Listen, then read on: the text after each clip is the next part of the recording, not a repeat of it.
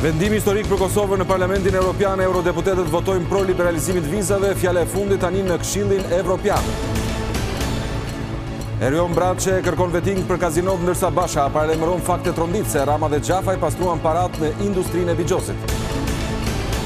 Real Story rikthehet sot në Vizion Plus, i ftuar i parë i gazetarit Sokol Balla, ambasadori Donald Lu me rrëfimin e fundit përpara largimit. Grupi Nikles, i goditur një ditë më parë nga policia, do të hetohet nga prokuroria e Krujës, ende nuk ka prova bindëse për kalim në krimet e rënda.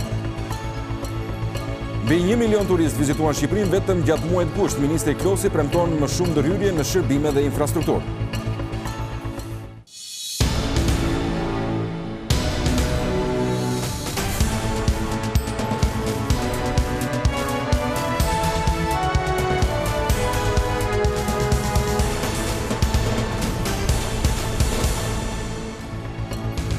Nderuar zonja dhe zotrin, përshëndetje, mirë se erdhët në edicionin informativ të orës 15 këtu në Vizion Plus.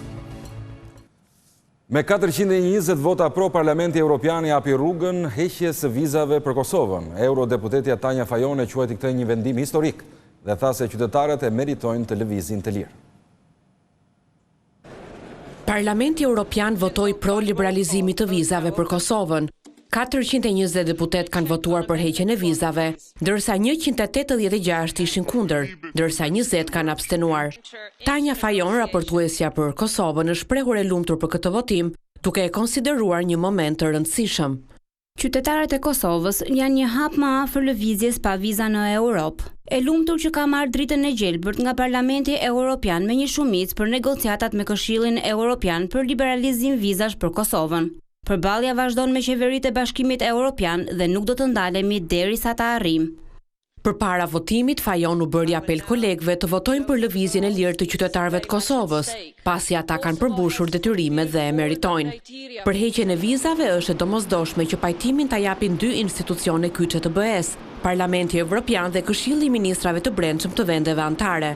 Takimi i parë i grupit të punës pritet të mbahet më 17 shtator. Më tej çështja kalon në nivel të ministrave të brendshëm të Unionit. Më 18 korrik të këtij viti, Komisioni Evropian vlerësoi se Kosova i kishte përmbushur kriteret, duke u hapur rrugën lëvizjes së lirë. Aktualisht, qytetarët e Kosovës janë të vetmit në Ballkanin Perëndimor që nuk lëvizin dot lirshëm në zonën Schengen. Referendumi sipas presidentit Hashim Thaçi është përgjigjja më e mirë ndaj forcave politike që duan të bllokojnë nismën për kufirin me Serbinë. Kreu i shtetit bëri të qartë se kërkon vetëm bashkimin me Luginën e Preshevës dhe jo ta shkëmbejë atë me Mitrovicën e Veriut. Presidenti Hashim Thaçi ka përsëritur se për marrëveshjen përfundimtare Kosovë-Serbi do të vendosin qytetarët e Kosovës. Në këtë mënyrë, sipas kreut të shtetit, partitë politike nuk mund ta bllokojnë marrëveshjen përfundimtare me Serbinë. Në rast se arrihet marrëveshja historike Kosovë-Serbi, dhe se jemi të bindur që është në interes shtetit dhe jemi në koordinim plot me SHEBAT dhe Bashkimin Evropian. Atëherë nuk do të mund një parti politike ose një grup i caktuar me mbajt peng implementimin e kësaj marrëveshje, sepse do të organizojmë referendum. Fillimisht referendumi, pastaj në parlament. Thaçi nënvizoi se nuk do të ketë ndarje të Kosovës e as shkëmbim territoresh. E theksoj, nuk do të lejojmë ndarje të Kosovës, nuk do të lejoj krijimin e ndonjë Republika Srpska apo asociacioni me kompetenca ekzekutive siç ma kanë prezantuar ditë kaluara këtu. Nuk lejoj shkëmbim. Unë jam favor të bashkangjitjes e Luginës së Preshevës me Dvezë Bojanosit me Kosovën, botërisht, me mbështetës fuqishëm, sikur që në asnjë rrethon, me asnjë çmim nuk do të lejoj që dikush cenoj apo diskutoj për Trevë, Gazivod, Verit Mitrovicës, kjo çështje le të harrohet. Sipas presidentit, është shumë e rëndësishme që spektri politik në Kosovë të jetë pro dialogut, duke pohuar se nuk ka dialog mes shqiptarëve dhe serbëve, por ka dialog në mes të shtetit të Kosovës dhe Serbisë. Parlamenti Evropian duar trokiti fjalimin në maqedonisht të kryeministrit Zoran Zaev, i cili tha se vendi i tij ndodhet në një moment historik me referendumin për emrin. Ndërkohë në Shkup ndodhet sot ndihmës sekretari amerikan i shtetit Wes Mitchell Dhe në mbrëmje pas tij shkon edhe shefja e diplomacisë europiane Federica Mogherini.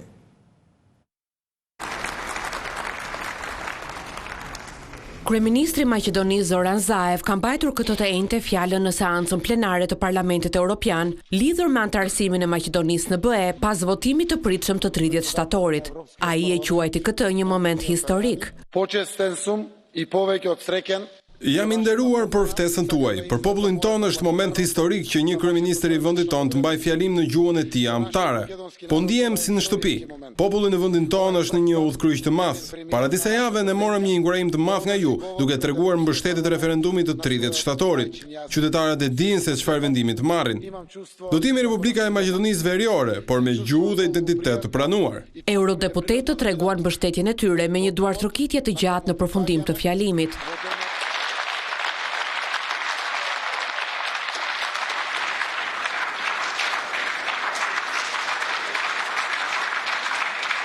Ndërkohë, në vigjilje të referendumit të 30 shtatorit, liderët politik nga rajoni e bota vijojnë të zhvillojnë takime intensive për të siguruar votën pro që do të sjellë ndryshimin e emrit të vendit. Këtë të enjte në Shkup ndodhet ndihmës sekretari amerikan i shtetit Wes Mitchell, i cili takoi ministrin e jashtëm Nikola Dimitrov. Ai përsëriti mbështetjen e Shteteve të Bashkuara të Amerikës për antarësimin e plotë të Maqedonisë në NATO dhe BE, duke mirëpritur përpjekjet për zgjidhjen e çështjes së emrit. Diplomati Mitchell tha se pret një referendum të suksesshëm dhe zbatimin e marrëveshjes me Greqinë. Edhe kryediplomati shqiptar Ditmir Bushati në ditën e dytë të vizitës në vendin fqinj, takoi zëvendës kryeministrin e Maqedonisë Bujar Osmanin. Ai theksoi se qytetarët duhet të mbështesin referendumin. Në mbrëmje në Shkup do të mbërrijë zyrtarja e lartë e Bashkimit Evropian Federica Mogherini. Ajo do të takohet me të gjithë liderët e institucioneve, si dhe me opozitën për një tjetër mesazh mbështetës për votën pro të 30 shtatorit.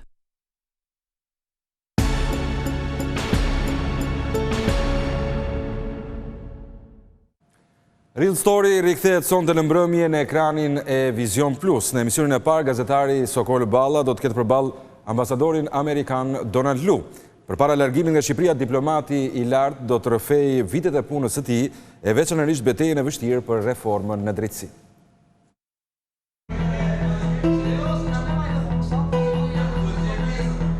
Rikthehet këtë të enjte në orën 21 në Vizion Plus emisioni Real Story i gazetarit Sokol Balla.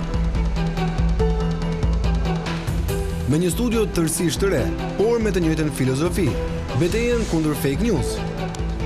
Natyrshërësia më e madhe është kjo super studio e realizuar fal punës së shkëlqyer të djemve të vajzave të Vizion Plusit, një ekip i shumë nga 100 veta që punuan për realizimin e saj. Risi në vetvete nuk ka, të vazhdojmë të ndjekim temat më të nxehta të aktualitetit, politikës, por dhe jo vetëm, shoqëruar nga banda e analizëve. E vetmja e re e vjetër do të jetë fakti që do të vazhdojmë atë që në një farë mënyrë edhe pak me ironi e kemi luajtur në spotet reklamuese të emisionit, siç e ka emrin ky emision, për Real Story, në kërkim të vërtetës dhe kundër fake news.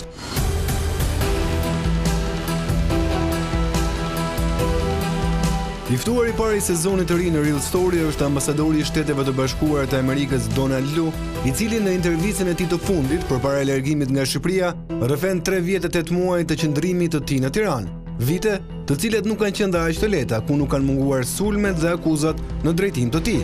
Donaldu nuk ka dhënë shumë intervista, ka dhënë pak intervista, dhe ato që i ka dhënë të shkurtër, këtë tjetë hera parë që i flet në mënyrë të gjatë dhe të plot për 3 vjet e 8 muaj të aktivitetit ti intensiv në Shqipëri, reforma në drejtësi, kriza politike e vitit kaluar, kriza politike që u kryua për shkak të reformës drejtësi në korrik vitit 2016, kërcënuan amerikanët në atë kohë që kjo reformë të shkonte përpara. Besoj që është jo thjesht fjalët e fundit e intervista e fundit, por ndoshta rrëfimi më i plot që ky ambasador jo i zakont i Shteteve të Bashkuara ka bërë apo do të bëj për një media shqiptare.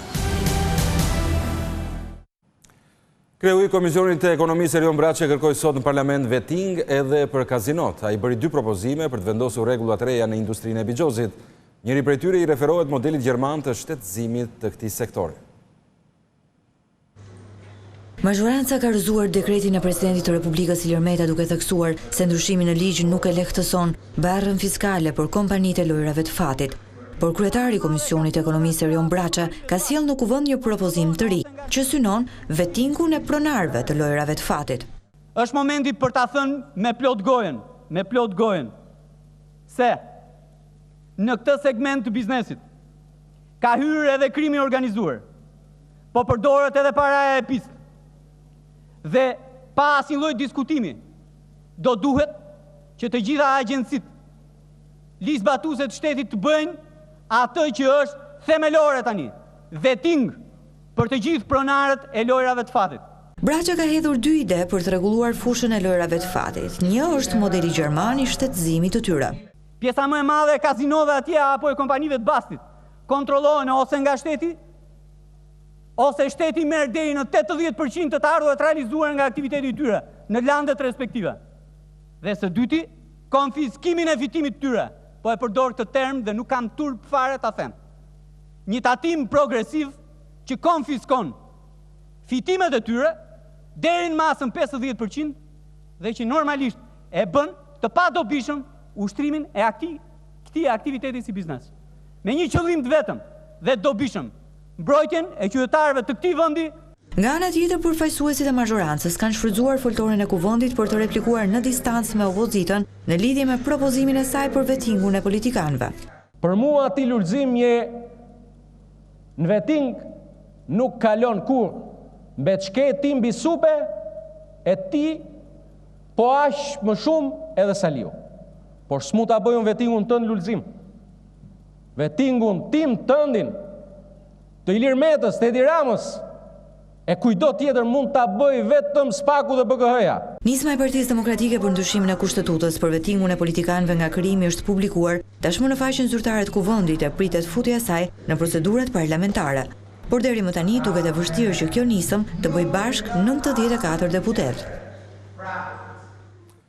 Por për opozitën, kryeministri është i zhytur në biznesin e kazinove. Kryedemokrati Lulzim Basha paralajmëroi nga Durrësi publikimin e fakteve tronditse që sipas tij edhin dritë mbi lidhjet e Ramës dhe Xhafajt me lojrat e fatit. Basha tha se kryeministri është në panik, ndaj nuk pranon vettingun në politikë.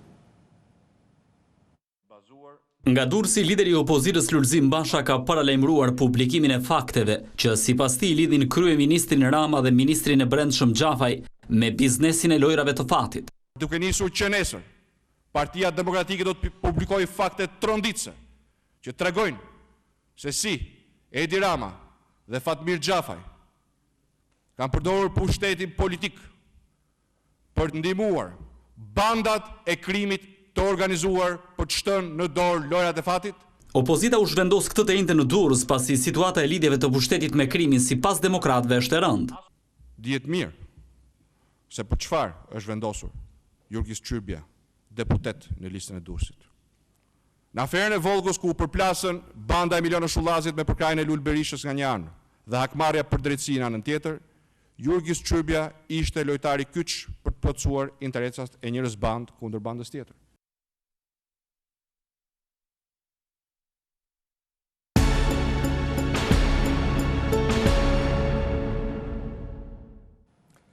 Pjesëtarët e grupit të Niklës të arrestuar një ditë më parë nga forcat e Reneas po hetohen nga prokuroria e Krujës. Provat e deritanishme nuk janë bindëse për krijimin e një strukture të organizuar kriminale, ndërkohë policia ka publikuar edhe pamjet e operacionit në fshatin problematik. Këto janë pamjet e ndërhyrjes së njësive të Reneas në Nikër të Krujës. Policia shtetit hapet derë. Është momenti kur efektivët e forcave speciale i bëjnë thirrje një prej pronarëve të banesave që të hapin derën sepse janë të rrethuar. Këto janë edhe armët e zbuluara nga kontrollet e policisë në disa banesa. Në total, policia sekuestroi 2 pistoleta, 4 armë gjahu, 1 mjet të blinduar, municione dhe një shumë që shkon rreth 60.000 euro. Pavarësisht se u tha se policia kishte shoqëruar dhe ndaluar Flamur Hakan dhe Durim Bamin, që mund të cilësohen edhe si drejtues të bandës, ata në mbrëmje vonë u lanë të lirë. Ndërkaq policia arrestoi 5 persona nga 11 të shoqëruar. Të prangosurit janë Lutfi Haka, xhaxhai i Flamur Hakës, Marklen Haka, 27 vjeç, djali i Lutfi Hakas, Ylli Çangu, 42 vjeç, Skander Leza, 34 vjeç dhe Valter Bami, 32 vjeç. Ky fundit është edhe vllai i Durim Bamit. Grupi i personave nga Nikla të shoqëruar dhe arrestuar nga Renea të mërkurën në mëngjes, dyshohet se ishin përfshirë në aktivitete kriminale, por të cilat hetimet ende po vijojnë dhe nuk kanë konkluduar. Burime nga policia e shtetit thanë për Vizion Plus se personat e arrestuar, policia i ka pasur në hetim të gjerë për aktivitet kriminal, që nis që nga shantazhet, gjovënjet, kërcënimet, apo edhe përfshira në vrasje apo aktivitetet të tjera të krimit të organizuar. Përpos kësaj, hetimet nuk kanë mundur të kthejnë në prova plotësisht dyshimet e policisë, pavarësisht informacioneve të saj mbi aktivitetin e këtij grupi. Kjo pasi depërtimi i autoriteteve në banesat e të dyshuarve në zonën e Niklës ka qenë i vështirë. Siç shihet nga pamjet, një prej banesave të dyshuarve është e mbikëqyrur me kamera sigurie të cilësisë së lartë. Po kështu edhe banesat e tjera janë të mbikëqyrura mirë, e po ashtu edhe lidhjet farefisnore të tyre, apo lidhjet me nivelet të ndryshme të policisë lokale, e bënin të vështirë ndërhyrjen dhe infiltrimin e policisë në grup. Për këtë shkak, prokuroria dhe policia e kanë të arsyeshme që të ndërhyej për të parandaluar realizimin e ndonjë aktiviteti të rënd kriminal të grupit. Një aksident i rëndë shënuar këtë të njëjtën në rrugën transballkanike në Vlorë, automjeti tip Seat goditi një të moshuar i cili ishte duke lëvizur me biciklet, duke i shkaktuar dëmtime në trup. I plagosur është dërguar me urgjencë drejt spitalit rajonal të qytetit për ndihmë mjekësore. Rruga transballkanike vijon të mbetet një nga shqetësimet kryesore për numrin e lartë të aksidenteve të regjistruara deri edhe me pasojë vdekje.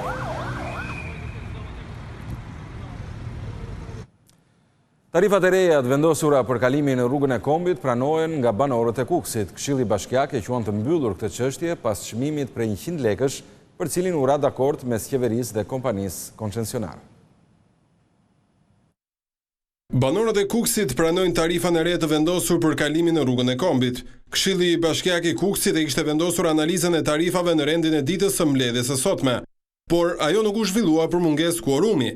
Megjithatë, kreu i këshillit sqaroi se kjo çështje nuk do të diskutohet më, pas reflektimit nga ana e qeverisë dhe koncesionarit. Pas reflektimit nga ana e qeverisë shqiptare dhe koncesionarit të tarifës për 100 lekësh e caktuar për banorët e qarkut Kukës, e cila është e pranueshme dhe e përballueshme nga të gjithë. Theksoj se erdhëm në këtë zgjidhje përfundimtare pas negociatash të vazhdueshme me qeverinë shqiptare, koncesionarin dhe grupet e interesit, në të mirë të interesave të banorëve dhe qytetarëve të qarkut Kukës.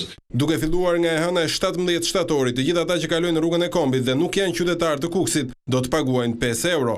Ndërkohë, lehtësira do të ketë për gjithë ata që udhëtojnë shpesh në autostradë. Mjekësia dhe drejtësia mbeten preferencat kryesore të kandidatëve për universitetet. Këto deg thuajse i kanë mbyllur pranimet, ndërkohë që ka ende mjaft kuota të lira në fakultetet e tjera. Fakultetet më të kërkuara mbyllin pranimet që në raundin e parë të regjistrimeve. Kështu kuotat e lira në degën e mjekësisë dhe stomatologjisë nuk e kalojnë numrin 1, ndërsa në drejtësi, arkitekturë, teknologji, informacioni dhe inxhinieritë elektronike ka ende kuota të lira, por që numërohen me gishtat e dorës. Drejtues të shkollave të larta tregojnë se kandidatët më cilësor janë orientuar jo vetëm nga preferencat, por dhe nga kërkesat e tregut të punës. Në Universitetin Politeknik të Tiranës janë regjistruar 1434 studentë. Pra do të thotë në masën 75%. Degët më të kërkuara vazhdojnë të mbeten ato degë që lidhen me teknologjinë e informacionit, kryesisht inxhinieria informatike, telekomi, elektronika, arkitektura. Në përmbyllje të raundit parë, nga 700 kuota që ka ky fakultet, vetëm 13 kanë mbetur të pa plotësuara. Mesatarja është e lartë, domethënë ne kemi nga 9.9 deri tek mesatarja 8 deri tani të pranuar. Ndërkohë këtë vit drejtësia ka gati programet 5 vjeçare të studimit. Tash më thot dekani Artan Hoxha, pritet vetëm miratimi nga Ministria e Arsimit. Nëse miratohet nga Ministria e Arsimit për këtë vit, studentët që futen studiojnë 5 vite rresht të pandarë në sistemin bachelor master dhe diplomimi i tyre është master i shkencave penale në drejtësi. Dhe ata nuk ka nevojë të bëjnë këto studimet master që bëjnë ata që bëjnë sistemin me 2 nivele, që është bachelor edhe master i shkencave ose master profesional. Ndërkohë pranimet në shkollat e larta që kanë kuota të lira do të vijojnë me 2 raunde të tjera. Në 15 shtator nis aplikimi në portal për kandidatët që nuk kanë fituar ende një shkollë, si dhe për ata që janë regjistruar për një program më të mirë studimi. Pas shpalljes së fituesve të raundit të dytë, në 27 shtator, Universitetet hapin sërish pranimet.